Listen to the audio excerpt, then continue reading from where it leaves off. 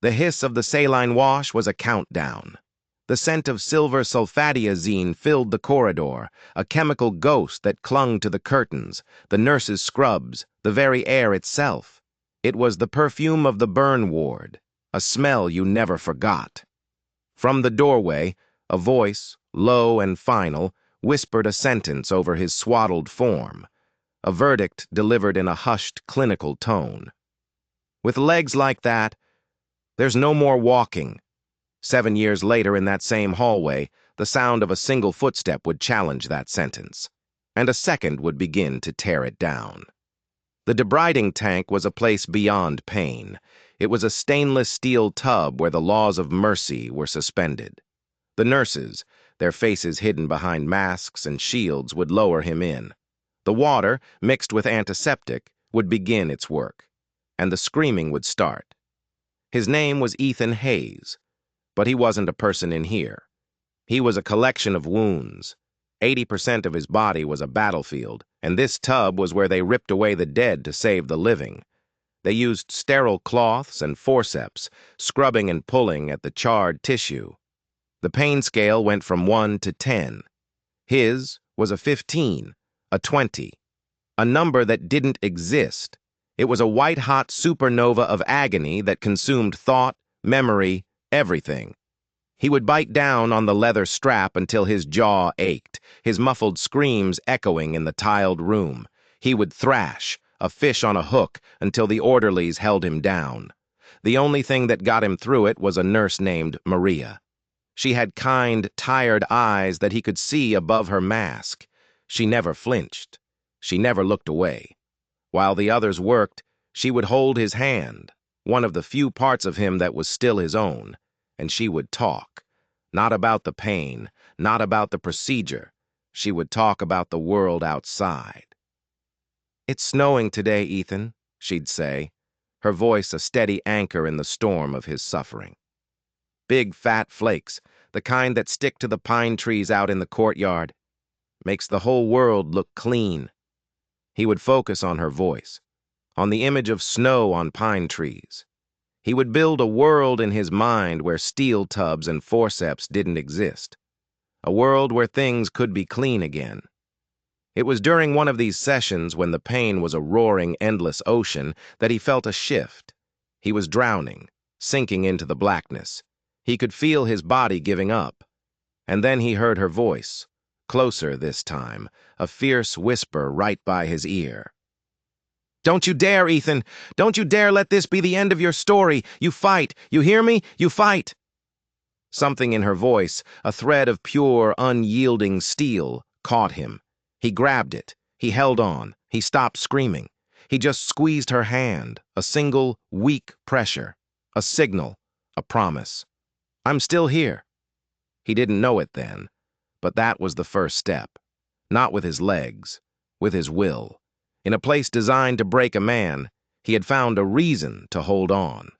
A reason to fight his way back to a world with snow on pine trees. A world he might never walk in again. The fire was a memory he kept locked in a box. He didn't visit it often. But sometimes, in the morphine haze, the lid would creak open. It wasn't a spectacle. There was no Hollywood explosion. It was just fast. He was a marathon runner. That was his identity. His legs were his life. He was driving home from a race in the mountains, a silver trophy on the passenger seat, his muscles humming with the good ache of a personal best. A logging truck, its brakes gone, came around a blind curve on the wrong side of the road. There was the screech of metal, the sickening crunch of impact.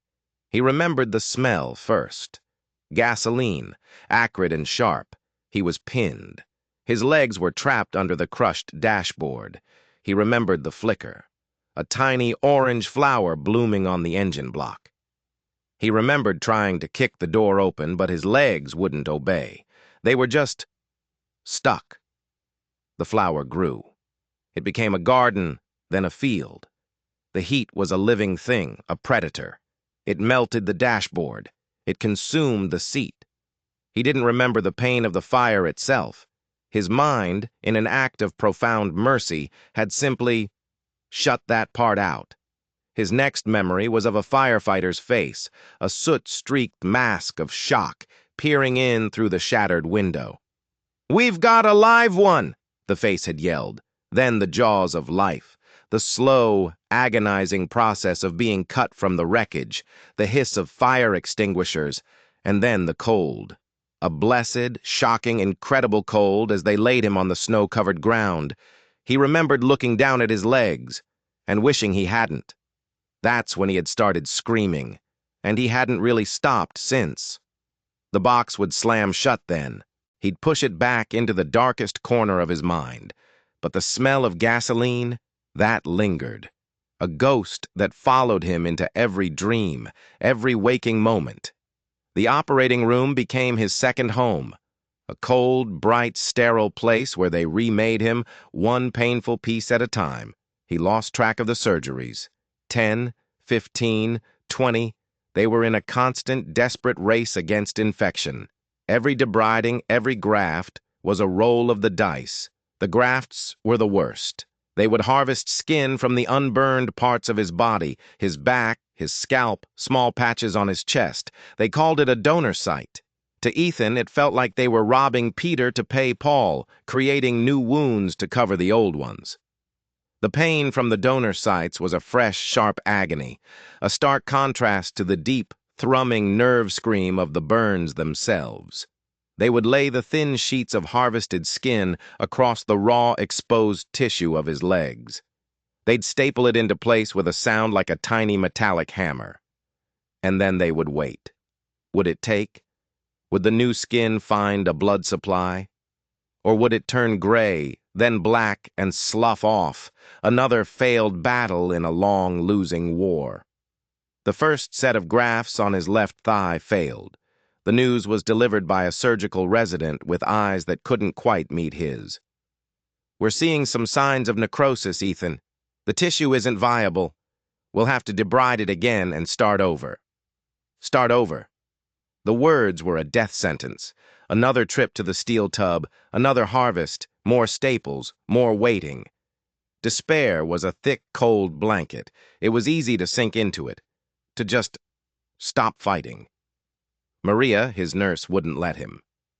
She came into his room that afternoon, not with a tray of medication, but with a small potted plant, a stubborn-looking succulent. "This is for you," she said, setting it on his windowsill. "His name is George." Ethan just stared at her.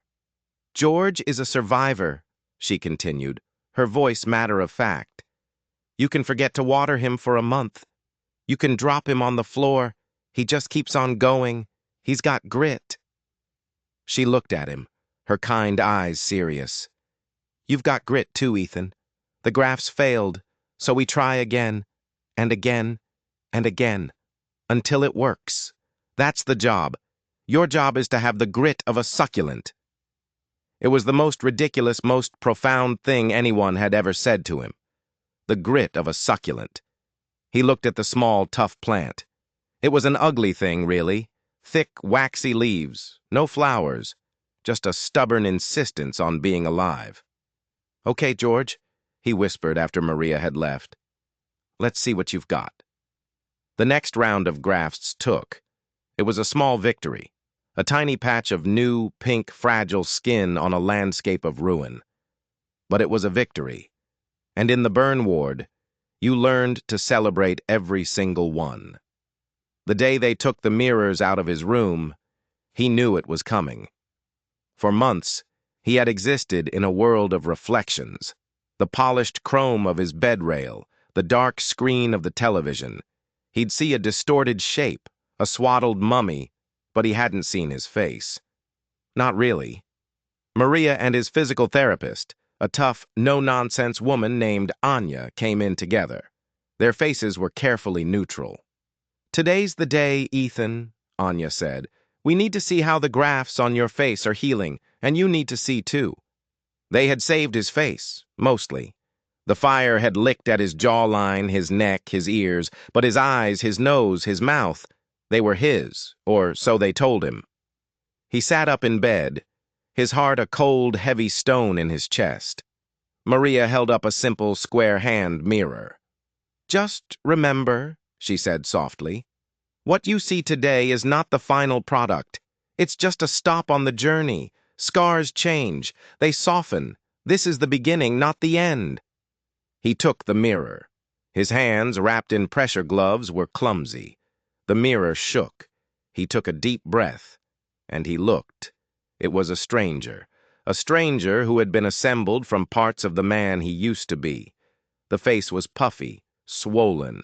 The skin was a patchwork quilt of angry red and pale, shiny pink. The grafts were a different texture, a different color. His left ear was a melted nub of cartilage. His jawline, once sharp and defined, was now a puckered, uneven landscape of scar tissue that pulled the corner of his mouth into a permanent, slight grimace. The man in the mirror was a monster, a gargoyle. He felt a wave of nausea so profound it almost made him pass out.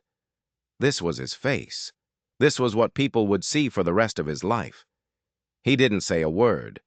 He just lowered the mirror and stared at the white, sterile blanket that covered his ruined legs. The silence in the room was deafening. He could feel Maria and Anya watching him, waiting for the explosion, the tears, the rage. But he was hollow, empty.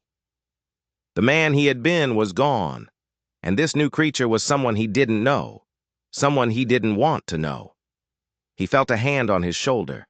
It was Maria's. Her touch was firm, steady. "I know," she whispered. That was all she said, and it was everything. She wasn't offering false platitudes. She wasn't telling him it would be okay. She was just sitting in the ruins with him. He looked up from the blanket and met her eyes. He saw no pity there, only a deep, quiet empathy. "The first time is the hardest," Anya said from the foot of the bed, her voice surprisingly gentle. "Every time after that, it gets a little easier. You start to see yourself again, underneath. It just takes time." Ethan didn't believe her. He couldn't imagine ever seeing anything but the monster. He had survived the fire. He had survived the surgeries. He had survived the pain. But he wasn't sure he could survive this, the reflection, the truth of what he had become. He felt a profound, bone-deep certainty that his life, the real one, was over. He was just a collection of scars now, waiting to fade. Rehab was a different kind of fire. It wasn't the searing, explosive heat of the accident or the sharp surgical flame of the operating room. This was a slow burn, a grinding, relentless daily trial by fire that tested his soul in ways he never thought possible. His new uniform was a set of custom-made pressure garments, tight, beige, suffocating body stockings that covered him from neck to toe. They were designed to flatten his scars, to keep the hypertrophic tissue from growing into thick, ropey cords. They were also a constant, itchy, claustrophobic prison. The physical therapy gym was his battlefield. It smelled of sweat and rubbing alcohol and the quiet desperation of people fighting their way back from the brink. His therapist, Anya, was his drill sergeant. She was a small, wiry woman with a will of pure iron and a complete intolerance for self-pity. "The scar tissue is like cement, Ethan," she explained on their first day. "If we don't move it, it will set. It will lock your joints in place. You will become a statue. Our job is to break up the cement, every single day." The work was brutal. It started with scar massage. Anya would press and knead the tight, unyielding tissue of his legs, trying to force flexibility into skin that had forgotten how to yield.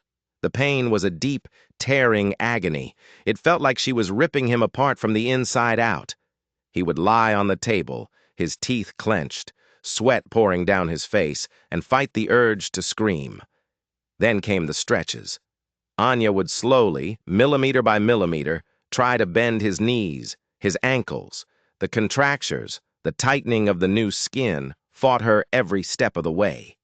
It felt like his joints were full of broken glass. "More," she would say, her voice calm and relentless. "I know you have more.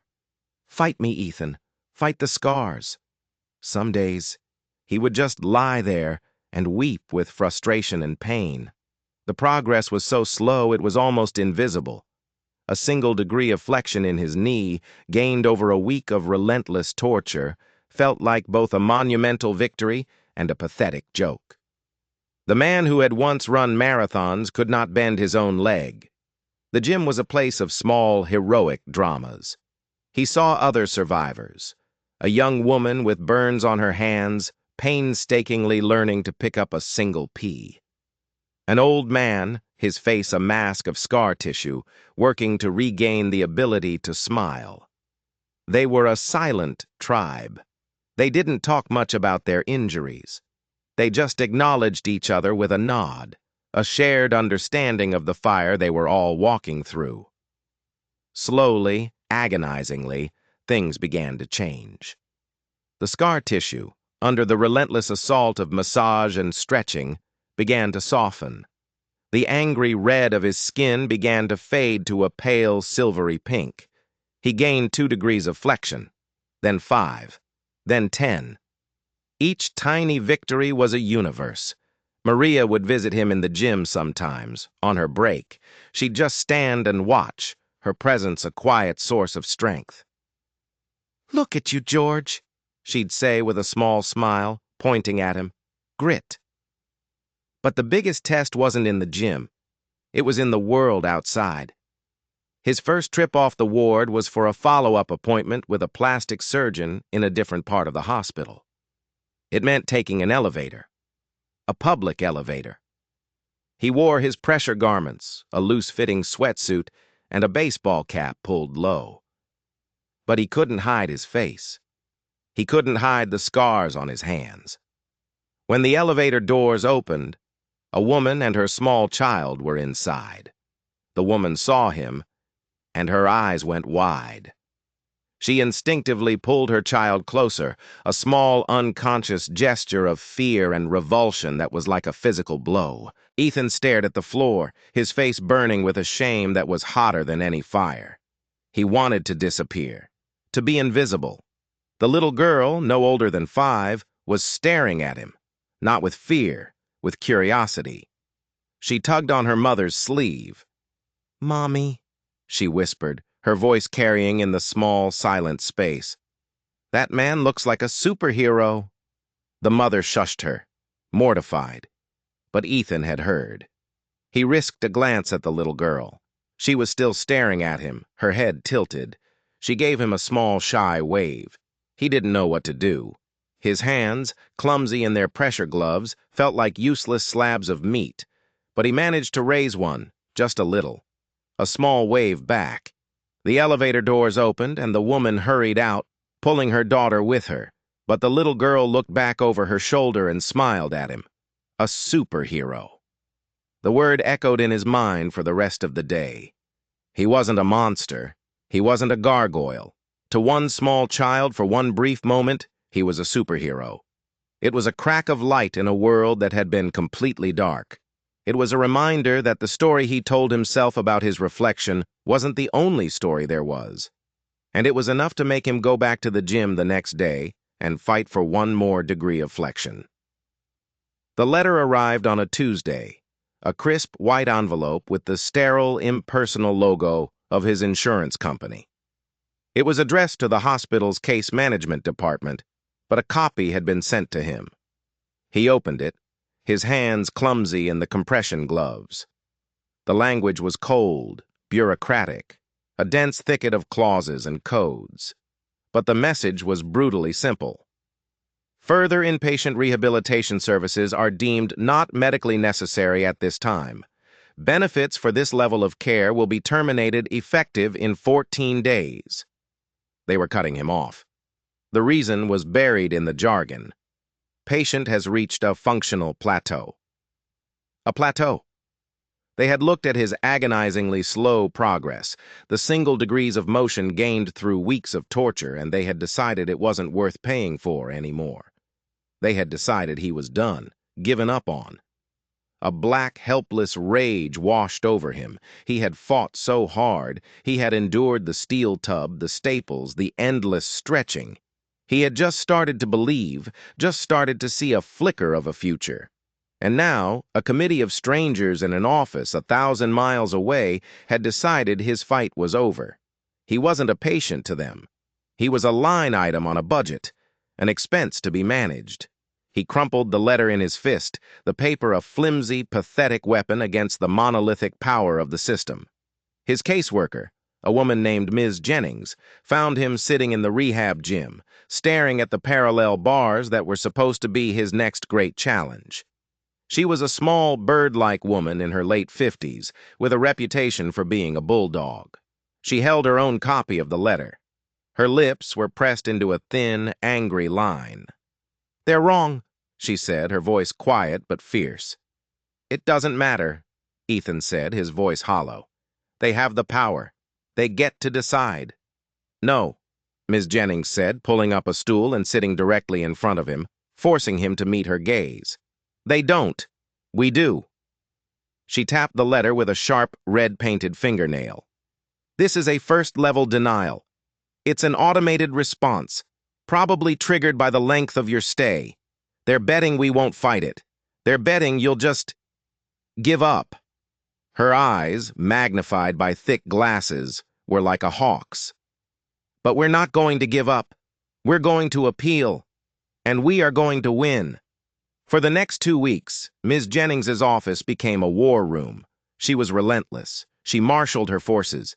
She got a detailed letter from Anya, the physical therapist, documenting Ethan's progress, however slow, and outlining a clear, goal-oriented plan for his continued recovery.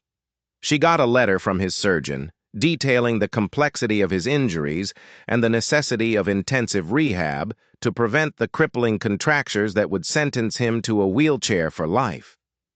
She got a letter from the hospital's chief of medicine. She even tracked down the little girl from the elevator. She got a signed statement from her mother, describing the encounter and the profound psychological impact it had on Ethan's will to recover. It was an unorthodox piece of evidence, but Ms. Jennings knew that sometimes a human story was more powerful than a medical chart. She compiled it all into a massive appeal packet, a fortress of documentation and testimony. "Now," she said on the final day before his benefits were set to expire, "we wait." The waiting was its own kind of torture. Ethan continued his therapy, but the threat of the denial hung over every session. What was the point of fighting for another degree of motion if he was just going to be sent home to a bed where the scars would inevitably tighten and steal everything he had gained? The call came on a Friday afternoon, just an hour before he was scheduled to be discharged. Ms. Jennings walked into the gym, a slow, triumphant smile spreading across her face. She held a single piece of paper. "They approved it," she said, her voice thick with satisfaction. "Another 6 months of inpatient care, fully covered." The relief was so sudden, so total, it felt like a physical blow. Ethan just sat there on the therapy mat, the world swimming in front of his eyes. "How?" he finally managed to ask. "What changed their minds?" Ms. Jennings's smile widened. "It was the letter from the little girl's mother, the appeals officer. His own daughter spent time in a burn unit last year. He understood. It wasn't the medical charts. It wasn't the expert testimony. It was a story, a small moment of human connection that had tipped the scales. A superhero. A little girl's belief had, in the end, been more powerful than $1 billion corporation's bottom line. Ethan looked at the small, fierce woman in front of him. She had fought a war for him, a war of paper and phone calls, and she had won. "Thank you," he whispered, the words inadequate. "Don't thank me," she said, patting his arm. "Just get back to work. You've got a lot of walking to do." The path was clear again. The system had tried to give up on him, but a small band of believers had refused to let it. The fire of his rehab burned brighter than ever.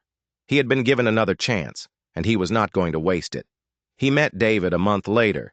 David was a volunteer, an alumni of the burn ward.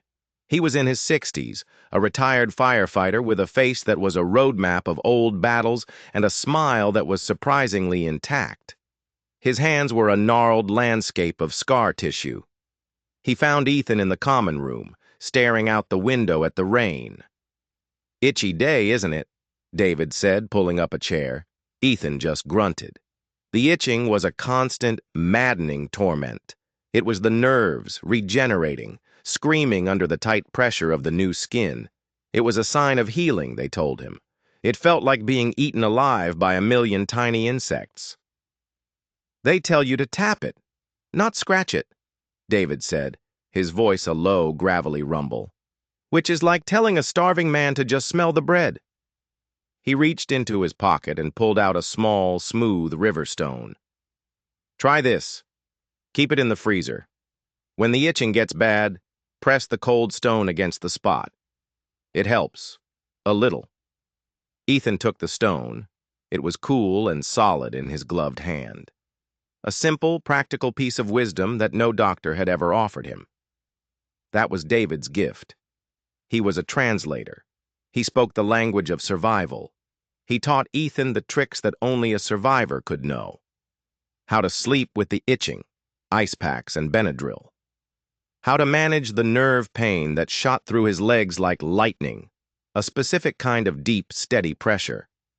How to deal with the nightmares, talk about them out loud until they lost their power. But mostly, he taught Ethan about courage.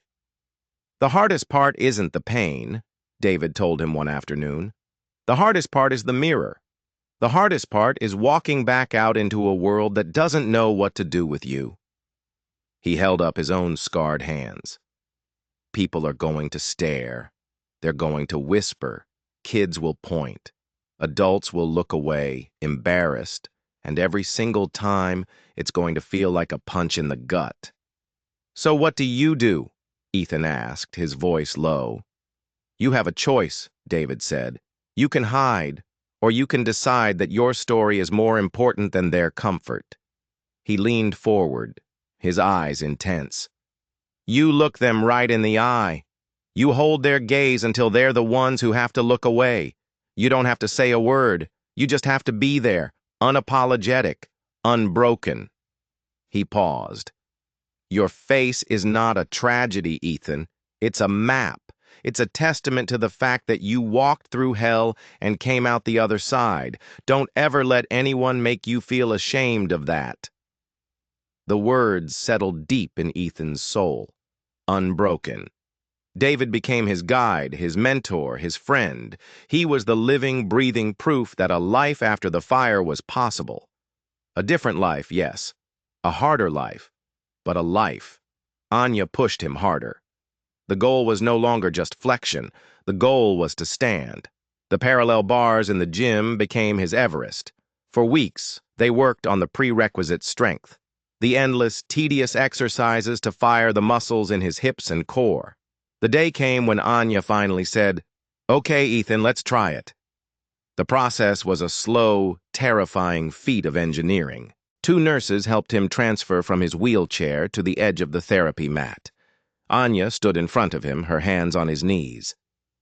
"The signals from your legs to your brain are scrambled," she explained. "You have to use your eyes. You have to look at your legs and tell them what to do. You are the command center now." He looked down at the scarred, mottled landscape of his legs. They didn't feel like his. They were alien things, attached to his body. "Lock your knees," Anya commanded. "Tighten your quads. I want these muscles hard as rocks." He concentrated, his whole being focused on sending a signal to muscles he hadn't used in over a year. He felt a faint flicker, a contraction. "Good," Anya said.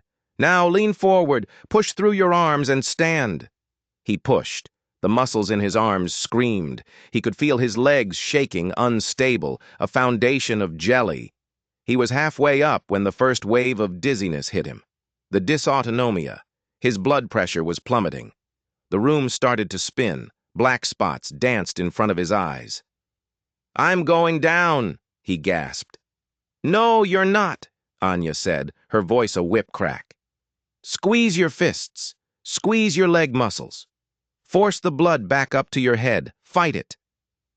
He squeezed. He fought. The blackness receded just a little. He was standing. Sort of.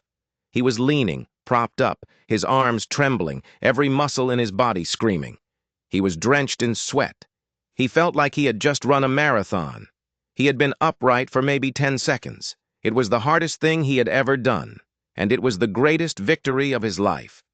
He collapsed back onto the mat, his chest heaving, a wild, triumphant grin on his face. He had stood up. The sentence had been broken. Maybe he would walk again after all. The victory was short-lived. The standing, the first tentative steps between the parallel bars. They had woken up the monster, the contractures, the scar tissue, especially around his knees and ankles, was a living thing. And it did not want to stretch.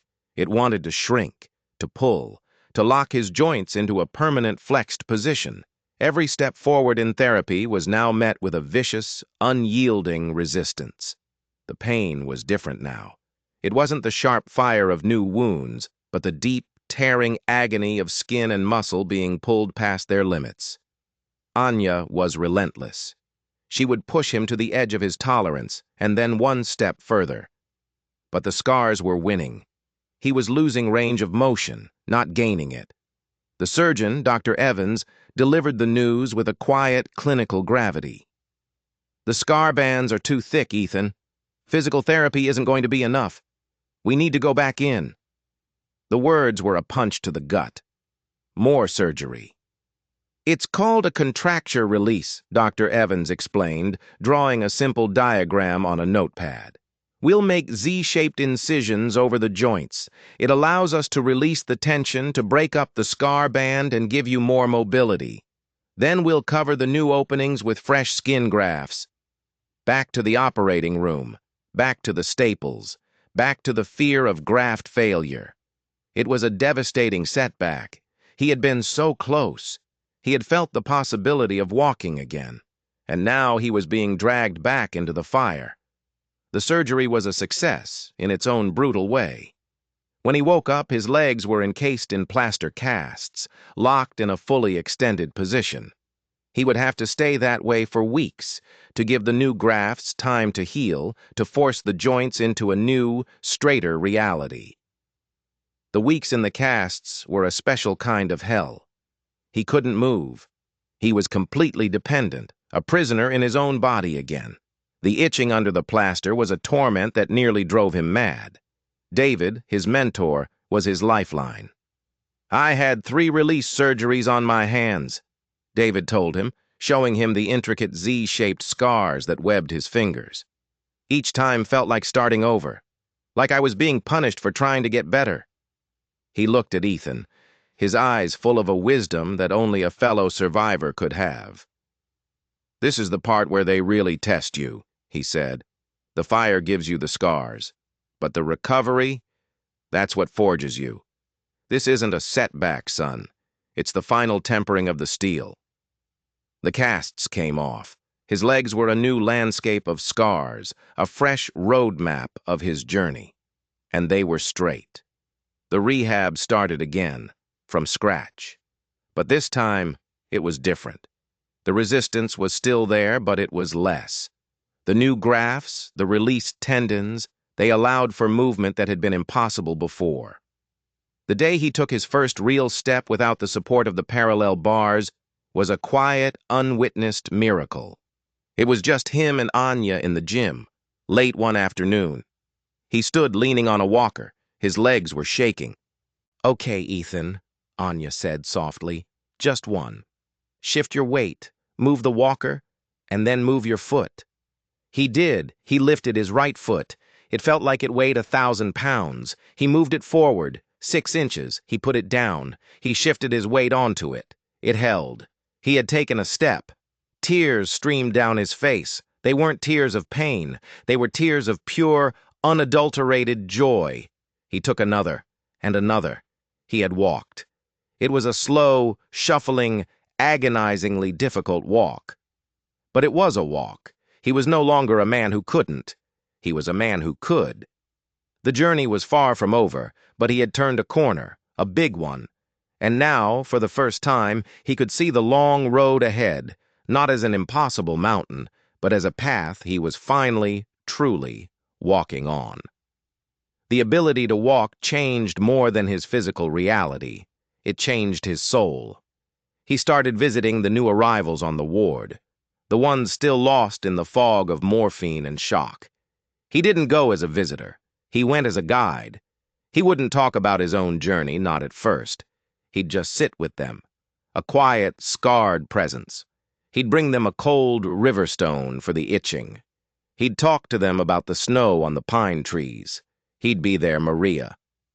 Then, when they were ready, he'd tell them his story. He found he had a voice, a purpose. He could translate the language of their suffering. He could offer them a map of the territory they were about to enter. The pain is the first enemy, he'd tell them. But it's not the last. The mirror is harder, and the world outside is the hardest of all. But you're not alone in it. He started a small, informal support group. Just a few survivors, meeting in the common room after the visitors had gone. They'd talk about the things no one else could understand, the nightmares, the itching, the profound disorienting experience of living in a body that was no longer your own. He was good at it. He had a quiet authority, a deep well of empathy born of his own suffering. He was turning his pain into medicine for others. He was healing himself by helping to heal them. And that's when he got the idea. It started as a quiet thought, a whisper in the back of his mind. But it grew, a goal, a concrete, terrifying, beautiful goal. He found Maria in the hallway during her break. "I need to ask you something," he said. "Anything, Ethan." "The hallway," he said, looking down the long, polished corridor of the burn ward. The same hallway he had been wheeled down so many times. The same hallway where he'd heard the whispered verdict. No more walking. "How long is it?" he asked. She looked at him, a slow understanding dawning in her eyes. "From the nurse's station to the double doors at the end, it's exactly 100 yards. 100 yards. An impossible distance, a marathon. I'm going to walk it," he said, the words feeling huge and real as he spoke them. "All of it. Without a walker. Without any help." Maria's eyes filled with tears, but she was smiling. "When?" "On the anniversary," he said. "The 7th anniversary of the fire." It was 6 months away. He had a goal. He had a date. He had a purpose that was bigger than himself. He wasn't just walking for himself anymore. He was walking for every survivor who had ever been told they couldn't. He was walking for every nurse who had held a hand in the dark.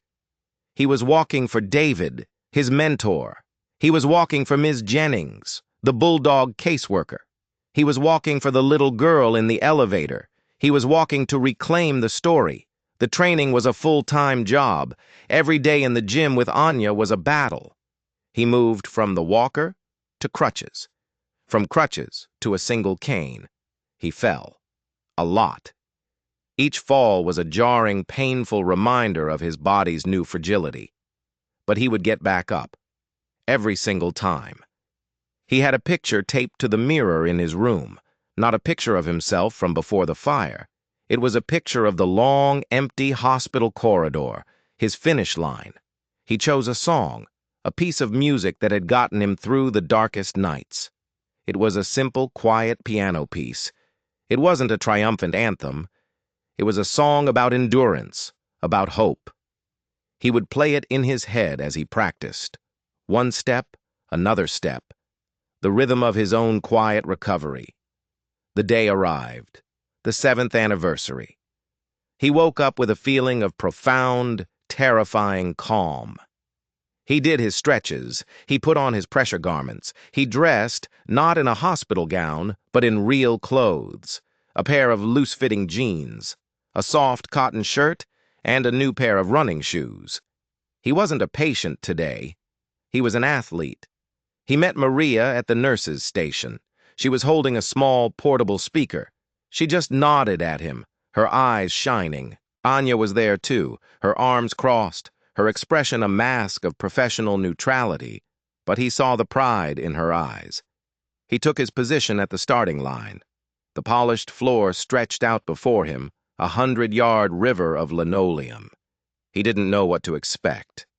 He thought it would be just the three of them, a quiet, personal victory. He was wrong. As he looked up, he saw them. Nurses, doctors, residents, orderlies, therapists, janitors. They were lining the hallway, dozens of them. They stood in silence, a guard of honor. He saw Ms. Jennings, the caseworker, standing by the water fountain. She gave him a thumbs up. He saw David, his mentor, at the far end of the hall by the double doors. His finish line. David just nodded, a silent message of encouragement. And he saw them, the new arrivals, the ones in wheelchairs, their bodies still wrapped in bandages, the ones who were just beginning their own long walk out of the fire. They were all there, their eyes fixed on him. Maria pressed play on the speaker. The quiet piano music filled the hallway. Ethan took a breath, and then he took a step. The first 10 yards were the hardest. His legs were stiff, protesting. The scars pulled, tight and unyielding. The pain was a familiar fire. He focused on Anya's voice in his head.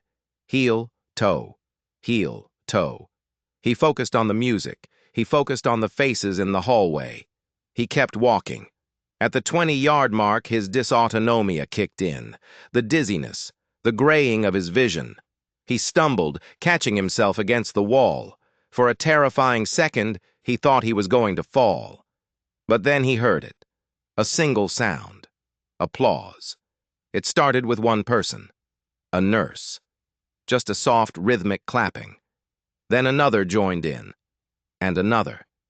It wasn't a loud, raucous cheer. It was a quiet, steady, powerful rhythm. A heartbeat. The collective heartbeat of every person in that hallway who understood the courage it took to take each step. The sound was a wave of strength. It lifted him. It carried him. He pushed off the wall and kept walking. The applause grew. It swelled, echoing in the long corridor. It was a sound of respect, of awe, of love. He passed the halfway mark. He could see David more clearly now, his old friend's face a beacon of hope. He thought of the surgeon's whispered verdict 7 years ago. No more walking, heel, toe. He thought of the insurance company's denial. Functional plateau, heel, toe. He thought of the woman in the elevator, pulling her child away in fear. Heel, toe. He kept walking. The last 10 yards, he was floating. The pain was gone, replaced by a profound, overwhelming sense of gratitude. He reached the double doors. He reached David. He had made it. He stood there, his chest heaving, tears streaming down his scarred face, and he let the sound of their applause wash over him. A sound of healing. A sound of victory. He had walked through the fire. He had walked through the pain. And now, he had walked back into his own life. The applause eventually faded, but the echo of it remained. Life after the walk was a new kind of challenge. It wasn't a finish line, it was a new starting line. The scars were still there. They were a part of him now. They would always be. He learned the discipline of his new body, the daily ritual of scar massage, the constant vigilance of sunscreen because his new skin had no defense against the sun. The way the cold of winter made his joints ache with a deep, ancient pain.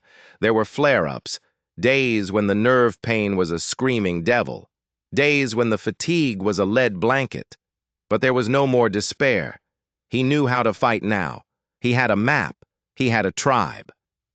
He and David started a formal peer support program at the hospital. They trained other survivors to become mentors, creating a chain of support that reached into every room on the ward. Ms. Jennings, the caseworker, helped them turn it into a non-profit foundation. They raised money. They created scholarships to help survivors who had lost their jobs, their homes.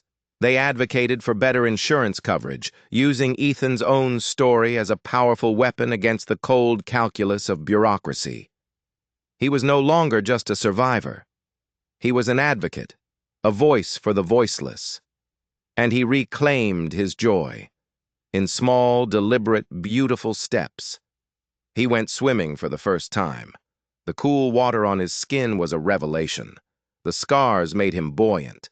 He floated on his back, looking up at the wide, open sky, and felt a sense of freedom he hadn't known even before the fire. He went to a dance, a charity event for the foundation. He was terrified. The stairs were still there. But he remembered David's words. He met their gaze. He did not look away. And he danced. With Maria. With Anya. With Ms. Jennings. His movements were stiff, awkward. But he was dancing. He even did a photo shoot. A photographer who specialized in stories of survival asked to document his scars. The pictures were stark, honest, and beautiful. They showed a body that was a testament to both incredible violence and incredible healing. They didn't hide the damage. They celebrated the resilience. He had a new identity. He was no longer Ethan Hayes, the marathon runner. He was Ethan Hayes, the survivor, the advocate, the man with the grit of a succulent. Every year on the anniversary of the fire, he performed a quiet ritual. He would go to the hospital courtyard, to the grove of pine trees Maria had described to him in the debriding tank.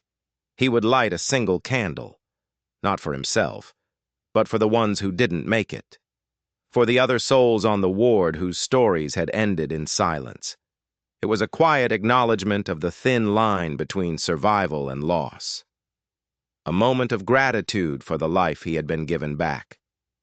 This year, on the 8th anniversary, he wasn't alone. A small group of survivors stood with him, each holding a candle. Their faces, a beautiful, varied landscape of scars, were illuminated in the soft, flickering light.